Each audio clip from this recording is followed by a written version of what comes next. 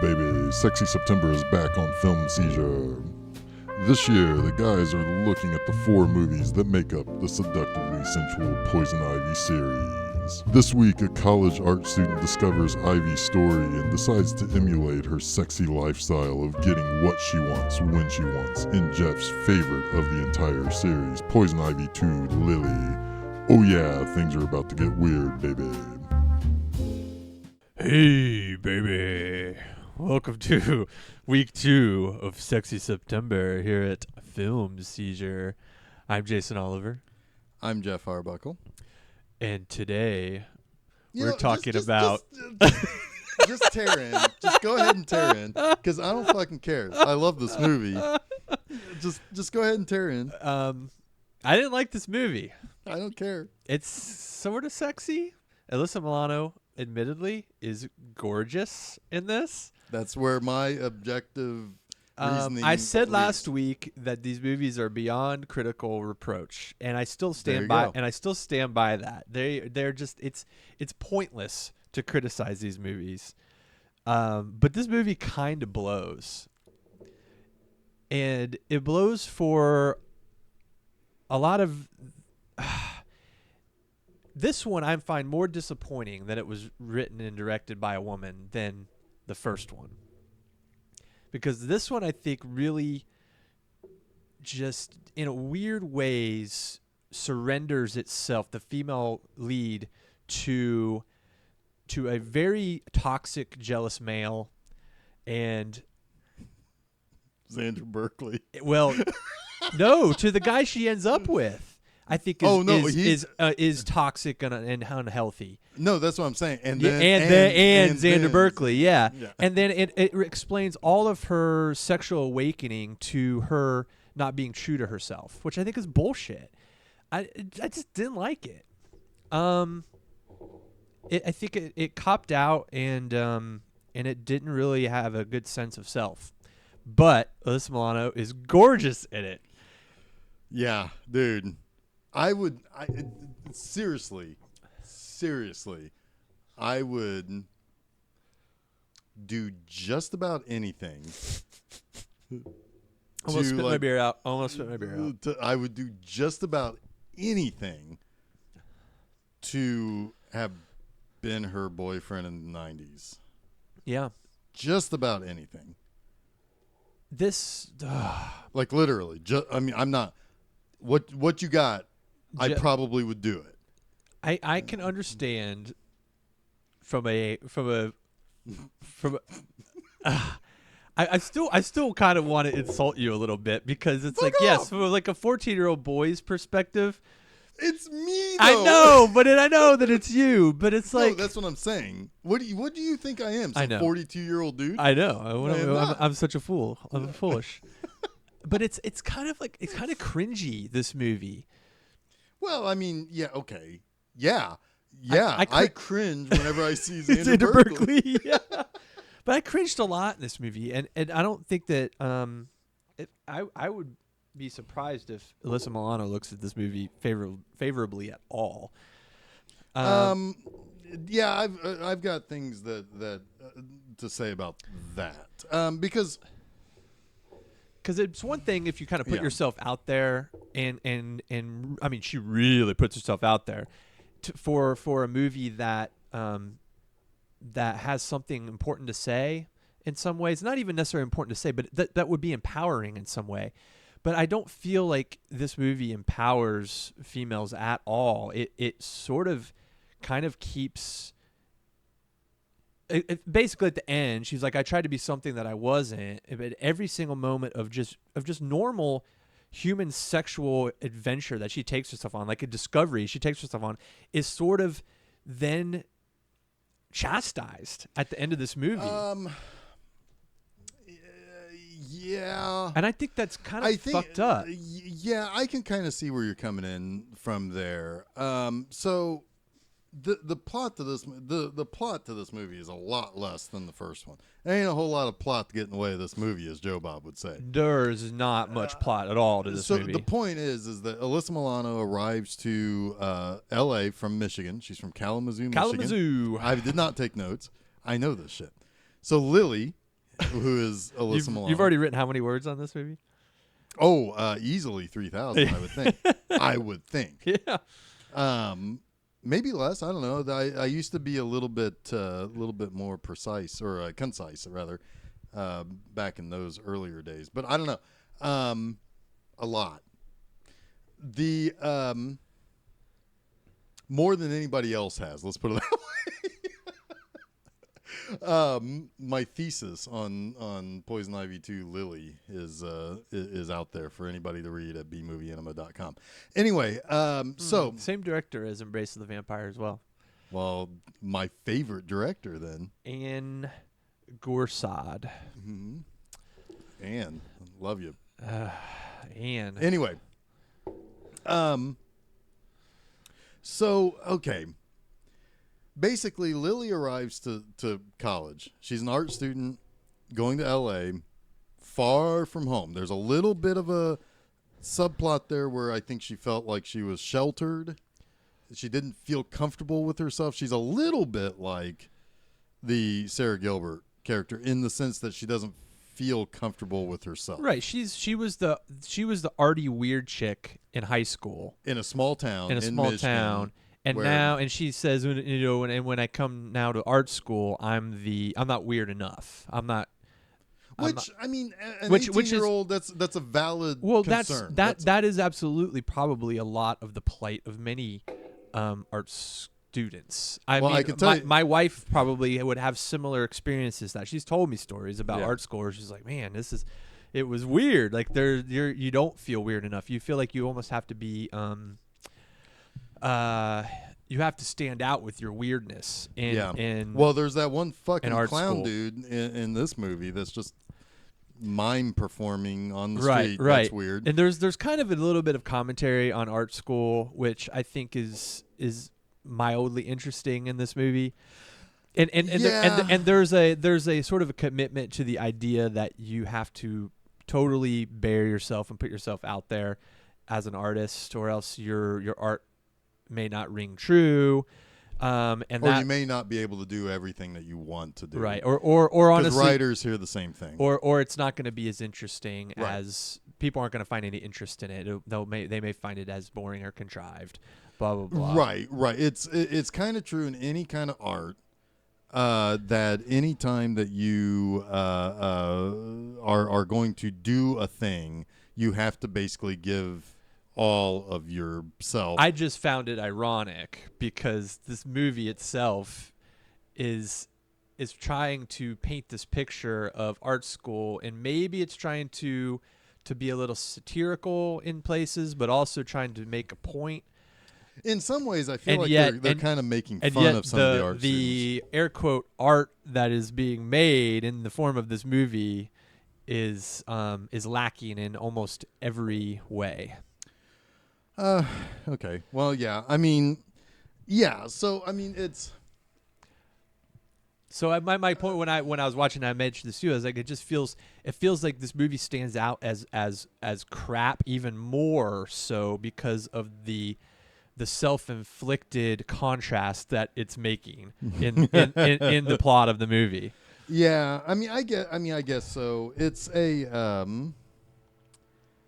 yeah, I mean, it is a little bit trying to do a little bit more than what it can really do. No, it's like, I think in some ways it is also trying to make fun of some of that too. The clown performance artists they're clearly making fun of. Oh yeah, because like at one point Xander Berkeley threatens murder on it. Right. As a come on to Alyssa Milano, it's like, dude. Little do we know, they might really want to murder it. Well, in real life, yeah, probably. Xander, I'm sure you're a cool dude. But no, this is like some Jodie Foster, like fucking dude who shot Reagan stuff. You know, it's like that's how I kind of feel. Dude's not well. Anyway, Xander Berkeley, his character. Yeah, his character. Yeah. Yes. Yeah. Professor Falk. Yeah, he apparently he obsesses over his subjects, his female student subjects, and he's done this in the past. He probably did it with his wife. Oh yeah, originally, and he married her, but then when she wasn't enough, he has had these episodes that Well, is alluded it's- to in the past with his students, and that when he paints, he picks a particular female subject and he goes cuckoo for her. And Alyssa Milano is the next victim wouldn't have to paint her. of that psychosis. He wouldn't even have to paint her. I'm cuckoo for her. I mean, I like this movie. Is there any more evidence you need? So No, really, you have two plots in this movie. That's it. You have cuckoo arts professor, and you have Alyssa Milano, who discovers the belongings and diary of Ivy. So she shows up in this school, and she goes to her first class, which is Professor Cuckoo Pants. Yeah, my guess is that the whole Ivy thing was shoehorned into an existing script. This was probably an existing, and he's like, you know what, we could probably rework. We got to figure out a way to make it an Ivy movie because that's what we can sell. Right. Yeah. Oh, I don't doubt that. Yeah. It certainly feels like that type of sequel. Now, next week's a little bit different. I think next week is meant to be an actual. But quite honestly, sequel. I'm with you on the fact that you don't really have to put Poison Ivy 2 on this movie. The promise of Alyssa Milano and what she's showing to us in this movie is probably just enough to sell it. Yeah. Yeah, it's like you could have just called this Alyssa Milano Gets Naked a Lot. Yeah. And she goes through sexual discovery, which takes her to a darker side. And Geoff, you're going to want to pay all the money for this. Yeah. And I'm going to be like, yes, I want to pay all the money for And this. she doesn't even go to that dark of a side. Though. Yeah, but I don't know. I mean, it's like the little bit of the darker clothes, a little bit darker makeup. I was Yeah. into it. But Yeah, Yeah, but she does. I I mean, wanted that a lot. she has sex with one guy well, in this movie, yes. So let's and talk, she fucking falls in love with him. Okay, so let's talk about that for a second here. So, yes, so she gets to her living place, which is like an old Victorian house outside of L.A. With a shitty facade on it. Yeah, That the art students do graffiti fucking stupid and art shit on it. Yeah, somebody painted a Bratz doll on it. Yeah. It's like I wonder if the actual person who created Bratz did it. Could anyway, be. Artistic designer on I guess. Poison Ivy 2. Maybe Creator of Bratz. that's truth. Could be. It could be. Could I be. don't know. I'm just saying it's truth. Yeah. Let's just float that. Oh yeah. Yeah. That's That's true. how it all happened. 100% truth. So anyway, okay, so she's going through her closet and she finds this box of stuff. There's a clunky pair of high heels, very 90s. There's a couple of dresses or a couple of outfits. There's some nude self-portraits. And there's a diary, which you basically called the Necronomicon. Yeah. Or But the Necronomicon. Yeah. I was trying to figure out who the boyfriend was. We'll talk about it in a second. All right. So she starts reading it, reading the diary, and she's immediately taken by it because it's basically just a girl writing very flowery entries about going to a club, hooking up with a random dude, and just seeing where the night takes them. Is basically what she's reading.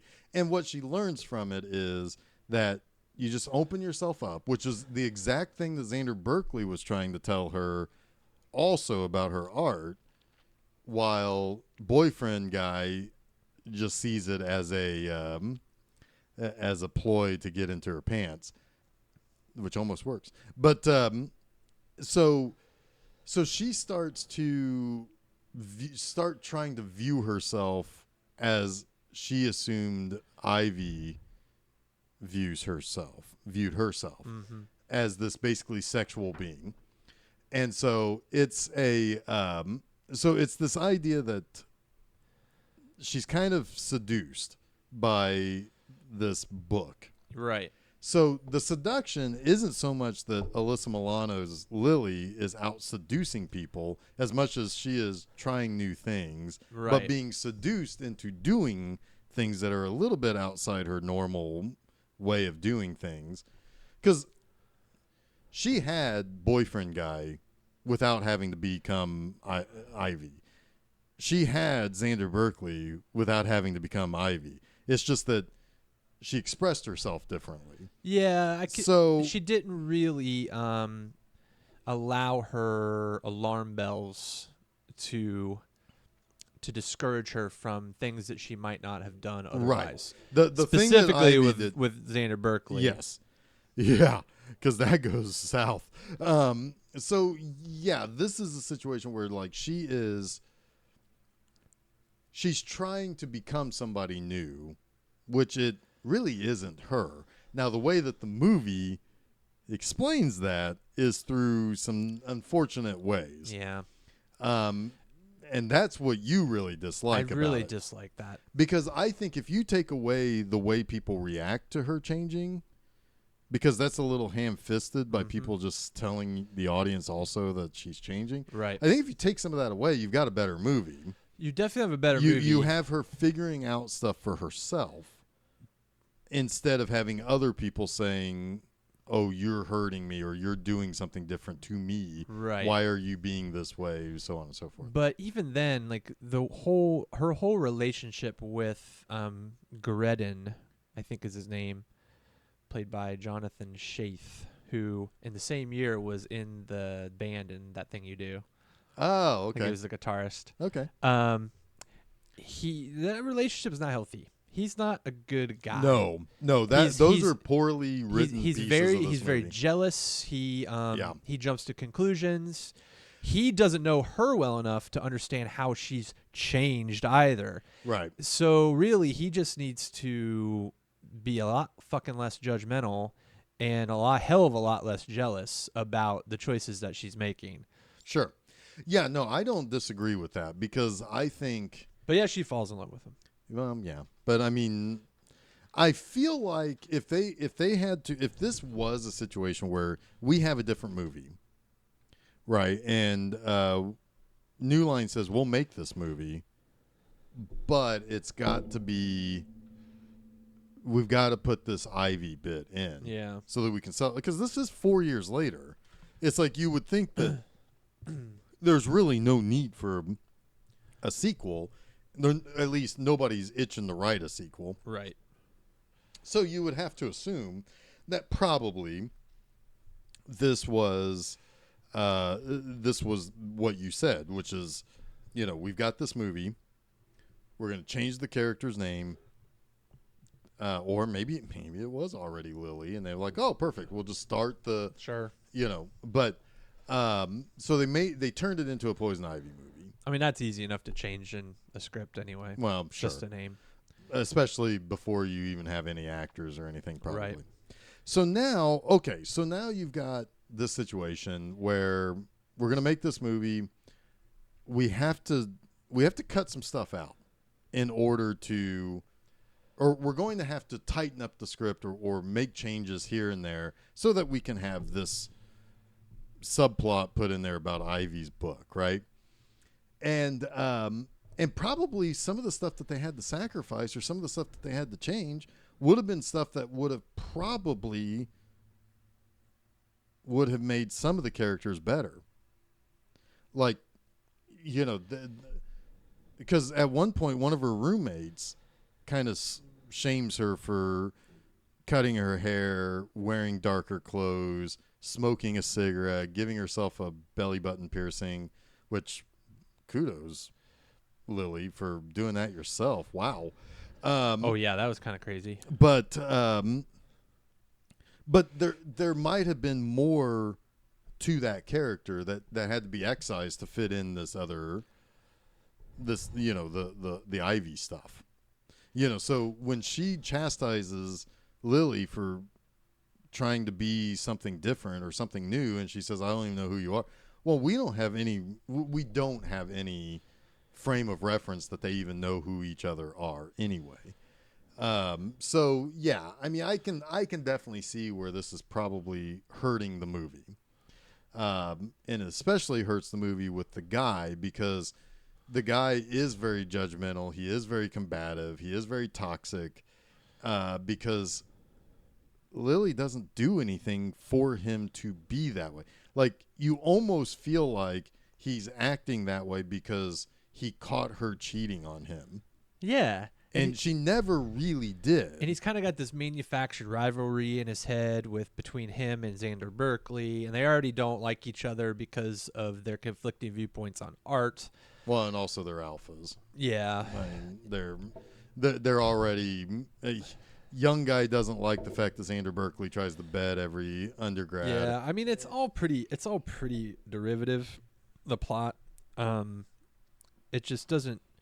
There's not really much of a thriller element until the last 15 until minutes. the last part of the third Because act. things ratchet up fast. Yeah, there doesn't seem to be much of a point to the movie thematically.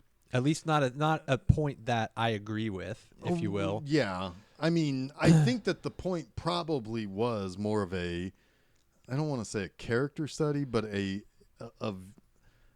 character going through a year of change, making bad decisions or realizing making bad decisions and finding their own way through it. I just feel instead of having all these other people coming at them saying, I don't know who you are. You did this. And it's like, well, I don't think she did any of that stuff. Yeah, it just doesn't feel like she really made that many bad decisions.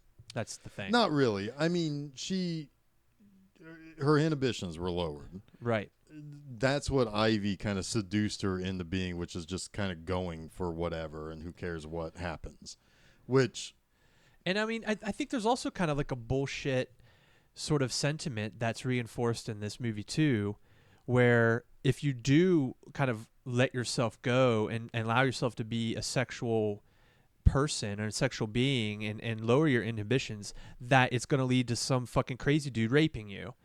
You know? I mean, or trying to rape you. I mean, there's part of that though. You could say that because of the way that she led along Xander Berkeley, right? That could make that argument. If she hadn't been more true to her chaste self, then that would have never happened, and no one would have tried to rape her. That's the only reason why I say that I have a little bit of struggle being 100% on. I'm not saying that I'm even less than 50%. I see where you're going with that, and I can definitely see where you're finding that. The reason why I struggle to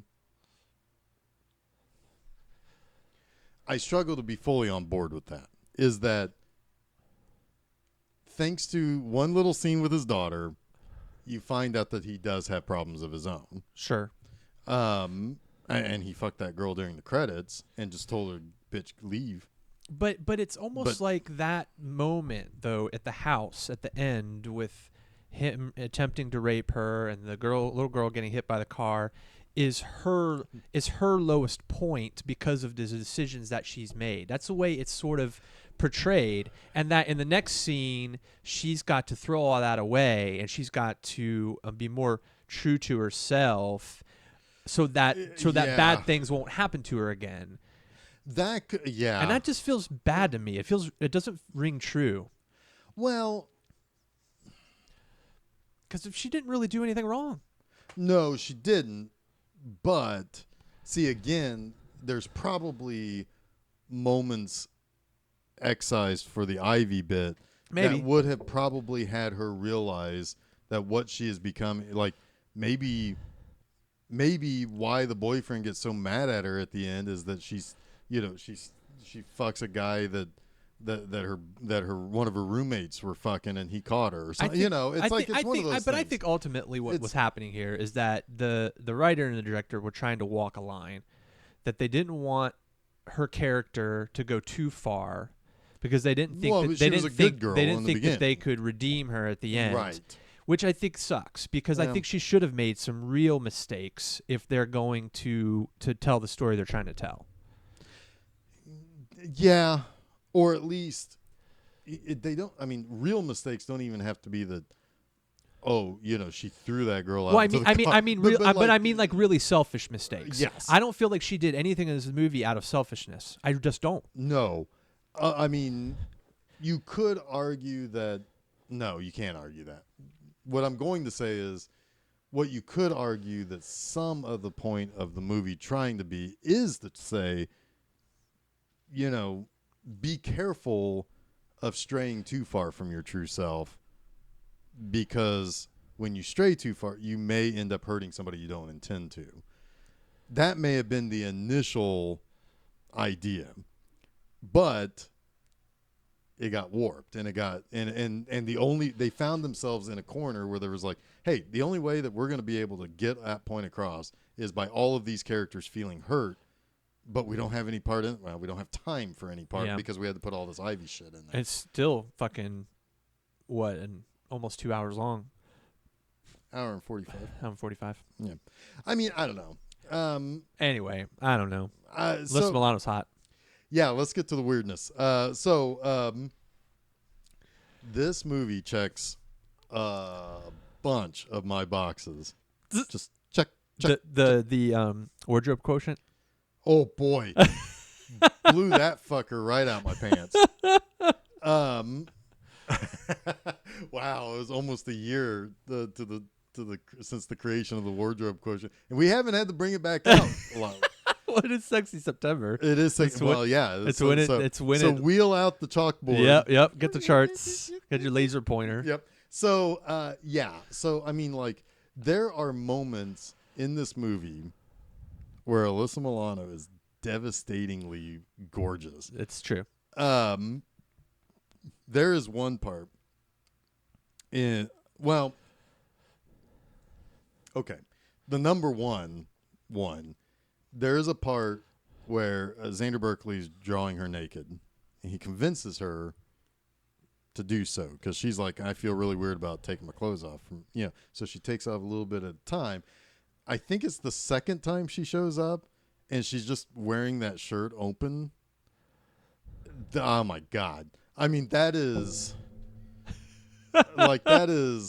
brain meltingly hot. Like, my face is like, yeah. It's a get a stroke. Half your face is down here. Yeah. It's some sort of stroke. Drooping. Yeah. You got a droopy face. It made your face droop. But like, here's the thing about Alyssa Milano. Other than the fact that, one, I had a crush on her with Who's the Boss. Two, she then grew up to make movies like this, so I got to grow up a lot too. Yeah, and I think this movie and Embrace of the Vampire were sort of like her trying to distance herself a little bit too from that child actor. She had done a persona. lot in the mid 90s, because like even in that Confessions of Sorority Girls that I talked about, that I wrote about before on B Movie Enema, that was she was the good girl in that. Jamie Luner was the bad girl. But Deadly Sins, then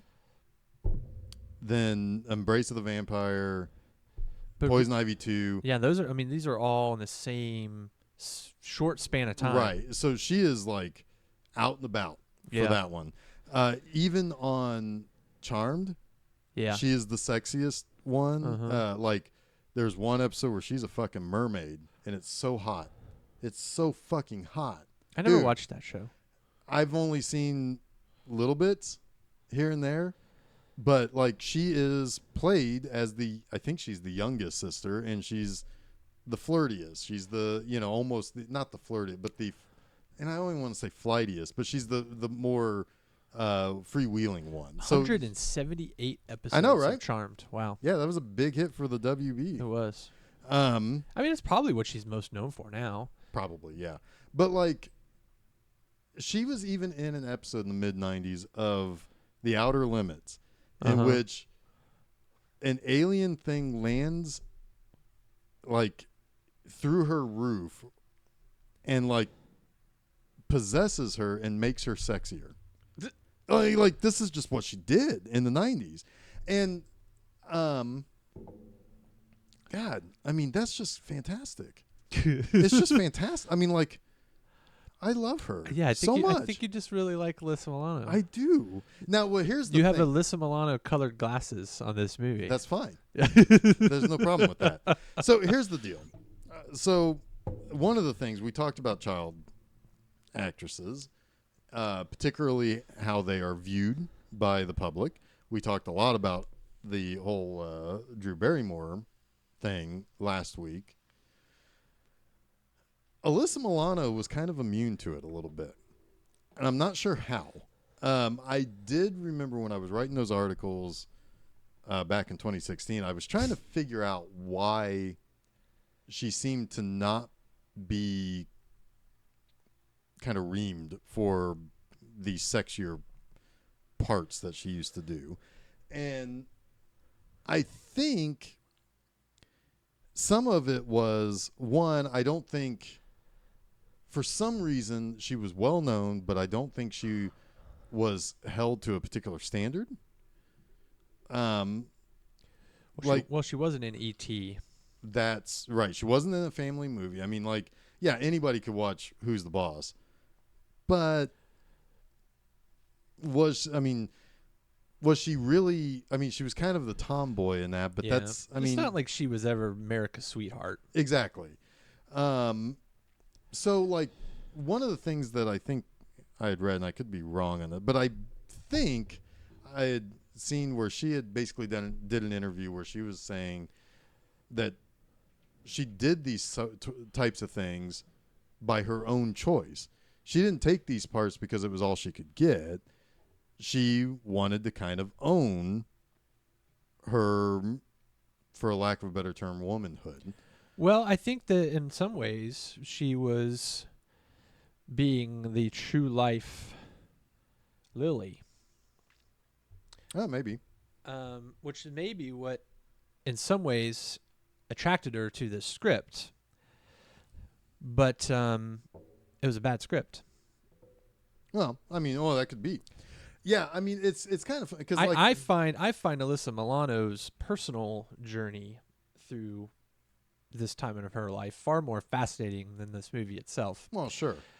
She is undeniably a sex symbol at this point in the night. Like, Also, everybody our age watched the fuck out of Embrace the Vampire. Yeah, also 196 episodes of Who's the Boss. Yeah. That's pretty good. But we, it's like we all really liked her in the mid-90s. Well, Embrace of the Vampire is probably the most well-known to me as that skin flick, hot. Somebody you knew did something really, really sexy. 15 years old or whatever, and I'm watching Samantha from Who's the Boss. Right. Get it on, right? Like it was a eye-opening experience. Right. It's like for an adolescent boy. Yes. Right. It's like people that we knew as younger can do this. Yeah. But what she ended up becoming later, like she's a UNICEF ambassador. Of course, now she's an activist. I think some people, they're again, I don't know if we're the right people to really talk about Probably this. not. But what I'm going to say is that there are certain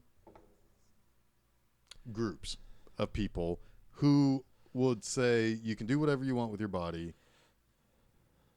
but if you were to pose naked in a magazine or do a sex scene in a movie or whatever, go on a tour for stripping or something, or like being the featured strippers, they would call you a harlot, or they would say you're just playing into the male dominated society, and I sort of societal wish, gaze. and I sort of wish that Poison Ivy 2 was being a little bit more satirical of that exact type of thinking, but instead I think that it reinforced it. Yeah, which is weird because there are a certain group of people of a certain age who find that really what seems to be the message is whatever I want for me is right, but I can judge you for whatever you do. Yeah. Which is weird because I don't think she's ever not been true to her ideology of what she can accomplish as a woman, as a sexual being, I don't think she's ever tried to say that she did wrong things in the night. Like I think she always stood by Well, yeah, and being I mean, she's a sexual. She's like I said in the last episode, she's a badass. Yeah, and she can be a badass and be comfortable with her sexual expression at the same time. These things aren't mutually exclusive. but if she shows too much cleavage in the judiciary Senate hearing for Brett Kavanaugh, that's bad. Well, I wouldn't go. I don't know if that's the right point to make. There is a thing. No, but people were saying that. But propriety is still a thing. Right, I mean, exactly. Like she fucking wore top of the head cleavage in. I mean, come on. Well, fuck off. Right, fuck off. Yeah, it's like. No, I know absolutely. I mean, come on. I mean, that's ridiculous. Right. But yeah, there would still be a thing as too far, but that was not it. But that was not it. What I'm saying is that people who, again, have a certain ideology of, I want what I want to do to be okay, but I'm gonna just blast anybody who does what they want to do. Right. That's weird, and it. But I think it illustrates the point that she wasn't even thinking about trying to make a scene. I mean, she's just She's wearing her clothes. Yeah, exactly. I mean, and she wasn't there naked. Right. Although I would have tuned in every day if that was the case. Not instead of just watching fucking highlights. Anyway. But yes, I hear you. It's interesting that this movie is obviously not puritanical because of the sexual content. Oh my God, there's so many that boobs. It does embrace. There's so many boobs. But ultimately, its message is so conflicting. Yeah. For that, and it reinforces this male idea that that a woman's sexuality should be controlled or reeled in. Yeah, and it's just it just made me cringe. Yeah, it made me cringe. It's probably, I hate the excuse of it's a product of its time, but it probably, I will give the female filmmakers on this movie the benefit of the doubt that it probably had a fair share of studio interference. It probably was not the movie they wanted to make. Yeah. I think they were pleased with what they got out of it. Yeah. Because, I mean, and one of the things I was going to say about Alyssa Milano that again makes her so undeniably attractive to me. She uses her face very, very well when she acts. It's very natural. I like her eyebrows. Oh yeah, she's got good eyebrows. But like, there'll be times where she'll roll her eyes in a certain way, or she'll do a thing where she darts her eyes like in a couple of different directions. Or she did eye roll her ultimate boyfriend hard, and he deserved it big time. Yeah, because he was being, and she basically she's like, stop being a little bitch. But neither one of them learned anything from that. That's the thing. Like his behavior kept perpetuating itself. Right. And she ended up changing for him, and that's fair enough. Yeah, but I like there's little things that she does when she's honestly reacting to things. Yeah, I think that is a really, really, really unsung thing that actors do is when they react, not when they say something, but when they react to something happening to them or saying something to them. The other thing, she's dyslexic. Oh, I did not know that. Yeah. She has to work really, really hard to read a script, which probably helps her act better. Yeah. So, yeah, I mean, that's... but I thought that, I thought her performance was fine. She does react well to things. She's probably, I mean, let's face it, she's the only reason to watch this movie. Oh yeah. I'm not gonna look. I love this movie because I love one thing so much that it. But I thought Drew Barrymore put in a similar performance. Yes. Very nuanced with not a lot of character arc. Drew Barrymore's performance in the first movie is to be commended. It just goes to show you that a good actor is a good actor. Yeah. Regardless of what movie they're in. Yeah, it doesn't matter if she's making The Wedding Singer, which is a very good movie, I would say. Or Poison Ivy. she's a good actress. Yeah, I think for another Adam Sandler movie, 50 First Dates, I Oh, think yeah, her that was- performance that was- in that is lovely. That was a pleasant little movie. Yeah, Yeah. it is. That was back when he gave a shit. Yeah. But no, one more thing to kind of, and I don't mean to harp necessarily on this, but like there's another teenage crush of mine was Melissa Joan Hart. Yes. And right around the time that she was in that movie Drive Me Crazy. Drive me crazy.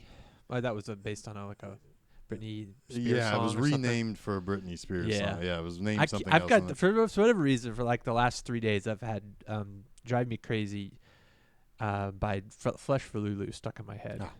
But So- anyway, she to promote that was doing articles and stuff, and like she was still on Sabrina. Yeah.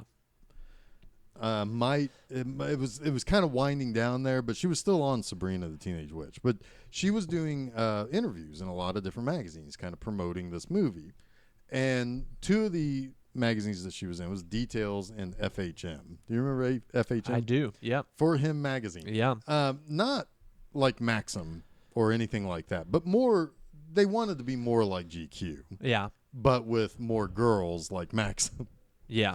But anyway, so there were photo layouts where she's wearing a bikini or she's in underwear or whatever, lingerie or whatever the case. Tasteful, but she took so much shit for that because she was still on Sabrina. Mm-hmm. And it's like, she even basically said that, well, you know, I'm an adult. I can do, but she fucking backed down. Yeah. And has essentially just been a mom ever since, you know. And it's like that's, I mean, some of that might be other. I think she's kind of religious too, isn't she? I don't know if it's religious or just conservative, one or the other. Yeah. But you know, it's like there's obviously a different mindset there where she relented to this onslaught of probably 50 people pissed off that their little girls are watching Sabrina. It's like, then don't buy the fucking magazine. Yeah. You know, who cares if dad is jerking it to her? You know, don't buy the fucking magazine for your daughter if you don't want to see skin. It's I mean, so it's so weird how we hold those people to those standards. But it's like, but some people are immune to that. Yeah. I mean, certainly Alyssa Milano was immune to it. Yeah. I mean, and seemed to shrug it off. And Drew Barrymore could just say, "Fuck off! I've lived a life. She's already lived. You can eat it." She's already lived 3 middle-aged ages. Yeah. Wait, What'd she say in the in Poison Ivy? It was like, "Fuck off with a limp dick," or "Fuck you with a limp dick," or something like that. Yeah, fuck you with a limp dick or something like that. That's yeah, weird. That's weird. Yeah, but anyway, yeah, she can say that, and you know, and it's like, well, yeah, she was still in ET. She's still a successful producer. She's fucking still somebody people give a shit about. Yeah, she's Drew Barrymore. Yeah, I mean, she's a badass woman, and they come in all different fucking shapes, sizes, and personalities. but to me, none of them come like Alyssa Milano. Well, I can't argue with that. Guys, I really like this movie. You know what else I really didn't like? I don't care. Was the music. I know the music's bad. The music is reminds so me, bad. You know, here's the thing. The music reminds me of like a Playboy video. Yeah. We've all rented those. Yeah. And they're bad They're songs. bad. Yeah. But you know, here's the thing. Yes, I love this movie. Is it a good movie? No. But is it a movie that I can watch and get a kick out of? Oh yeah. I can get my kicks. Oh, you get your kicks. Yeah. Yeah. The music in this movie is so unbelievably 90s generic. I think the composer, which by the way is the son of John Williams. Are you fucking kidding I me? am not fucking Well, kidding you. wait a minute. Did he do all of the music or just the orchestral He just music? did the orchestral mode. I think he is responsible for my least favorite music, though, which is the mix of like the trip hop beats with Gregorian chant that is through some of the sex scenes. That's definitely a product of the 90s. That is though. so bad. It's Well, like yeah. it's like ooh, Well, no. ooh, it's like ooh, Portishead is big. This trip hop thing is big. Oh my God, all the moms are listening to Gregorian chant. Let's put those two things together. Sexy. Instant 90s. Well, here's the thing. And then the soundtrack is a bunch of shitty nobody bands that all sound a little bit like really popular 90s bands. Right. It's fucking terrible. Right. We've got we've got some what do we call the vodka vines. We got some vodka vines in there. Vodka vines. Wow, deep cut, everybody. Yes. We got some vodka vines in there. I don't want the 90s to return. No. I'm glad the 80s did to a certain The extent. farther we get away from the 90s, the more I realize how just terrible it was. Yeah, I mean, there are certain things about the night. Like, I would Right. love to be in my 20s again. Sure. I'd love to maybe. be I'd love to be 18 again.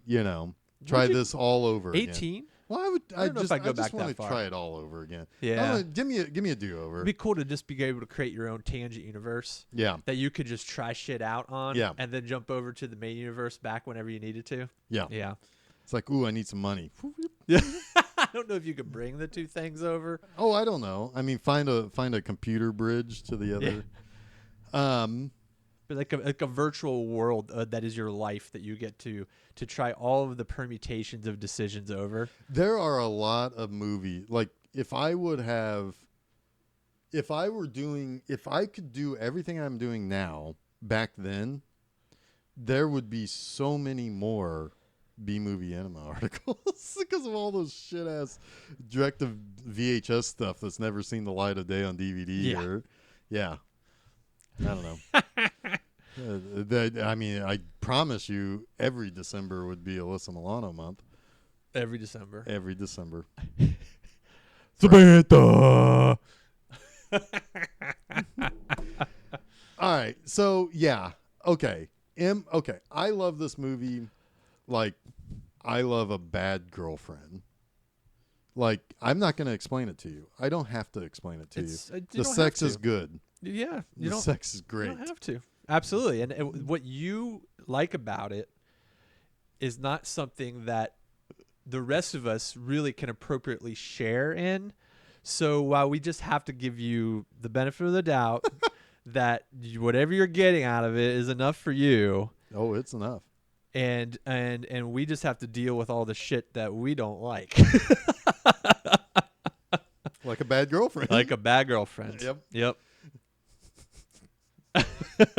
That's actually, I was describing a bad girlfriend, not the movie. Pretty much. Yeah, Exactly. Yeah. This movie But is this my movie bad is girlfriend. the same thing. Yeah, this movie is my bad girlfriend. You guys have to fucking deal with it. Yeah, you don't have to justify But you know what? it to me. But When I have to deal with everybody's it. gone, I get what I need out of it. I had to deal with it today. Yep. Hey, it's fine. Next week, we have another Poison Ivy movie. Oh, fucking Christ. Poison Ivy 3. Jamie Lee Presley. Is that her name? Jamie Presley? Presley, Not yeah. There's no Lee in there. There's no Lee in there. It's a long day. Oh, it's a long day. We're only halfway. through. Oh, boy. Yeah, Jamie Presley, who was a Playboy model, and they're like, she'll do. She's a good actress, too. Yeah, I like her. I like her too. She's a good comedic actress. Yes, she is. She's got good timing. Yep, I was just going to say, good timing. She has good timing, Yep. and she can deadpan some real bitchy stuff that I think is funny. My Name is Earl. She's I love hilarious that show. in that. Yep. And yeah, Alyssa Milano and Yep. Jamie Presley. That is some great episodes when they were both there. Indeed. Anyway, and Crabman. Crabman. That guy doesn't do anything. First time I saw him was the first time I heard the Rubber Band Man by the Spinners. Oh yeah, because he did that the Office Depot or Office Max or whatever it was it commercial. Yeah, it was Yeah. him. And I was like, "What is this song?" I loved it so much, and I've been a fan of the Spinners ever since. Yeah. Which is weird. You got it from a commercial, right? And then Crabman showed up on My Name Is Earl. I was like, "What?" Yeah. Yeah, but yeah, you don't see him much anymore. He had a very small part in I Know Who Killed Me. Oh God. Another B movie enema all-star. He gave Lindsay Lohan robotic arm and leg. Oh Jesus, poor guy. Yeah, he He doomed was the Earth. probably scarred after that. Well, yeah, because he doomed the Earth to being crushed in the robotic hand of Lindsay Lohan. Well, Anyway, all right. So, well, Poison Ivy 3 is the new seduction. which is just a year after Lily, and Lily had seduced me plenty. So, you know, This is the first in our Poison Ivy films that was directed by a a man. male. Yep, and I'm sure it will ratchet up the sexy. The sexy. The sexy I'm sure it will. is the third in the series. At least it's not the fourth. Oh yeah, by the way, we got the fourth coming in 2 weeks. So, alrighty. So, find us at filmseizure.com. You can also find us on various sites like TuneIn, Google Play, Spotify, Apple Podcast, or whatever they're calling that nowadays. Facebook and Twitter at Film Seizure. You know the drill. You know the drill. Listen to us. Yep. Next week is Poison Ivy 3. It happened again. It happened again. Yeah. But until then, I am Geoff Arbuckle. I'm Jason Oliver, and you have been listening to Film Seizure.